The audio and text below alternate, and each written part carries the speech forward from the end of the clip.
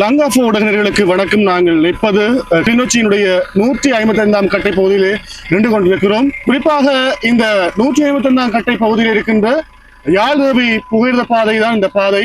நான் நினைக்கிறேன் இந்த பாதையை கடந்து அநேகர் பாடசாலைகள் இருக்கிறது, அதே போல கோவிட் வைத்தியசாலை இருக்கிறது. இப்படி பல முக்கிய இடங்கள் இருக்கின்ற பகுதியை தான் நாங்கள் இப்பொழுது கண்டு கொண்டிருக்கிறோம். இந்த பாதையை நான் பார்த்தால் இந்த பாதை இருக்கிற சிக்னல் வந்து எரிந்து கொண்டிருக்கிறது.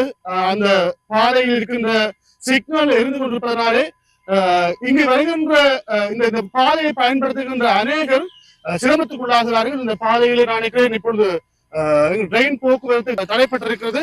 ஆனாலும் இந்த பாதையில இந்த சமிஞ்சை விளக்கு எரிந்து கொண்டிருப்பதனாலே அநேகர் நின்று பார்த்து போகலாமா இல்லையா என்ற விஷயங்கள்ல நிறைய கன்ஃபியூஸ் ஆகி கொண்டிருக்காங்க. எனவே உரியவர்கள் கிளிநொச்சியினுடைய புகையிரத திணைக்களம் உன்னிப்பாக கவனித்து சமிஞ்சையை திருத்தி கொடுப்பதற்கு அவர்கள் ஆக்கப்பூர்வமான நடவடிக்கைகளை மேற்கொள்ள வேண்டும். நான் நினைக்கிறேன் இந்த பகுதியில ஏற்கனவே விபத்துகள் பல இடம்பெற்று பல உயிர்கள் இந்த இடத்துல போயிருக்கிறது. எனவே மிக வேகமாக நான் 3 நாட்களாக இந்த சமிஞ்சை எரிந்து கொண்டேதான் இருக்கிறது. இந்த சமிஞ்சை எரிந்து கொண்டிருப்பதனால பல சிரமங்களுக்கு பலர் உள்ளாகி கொண்டிருக்கிறார்கள்.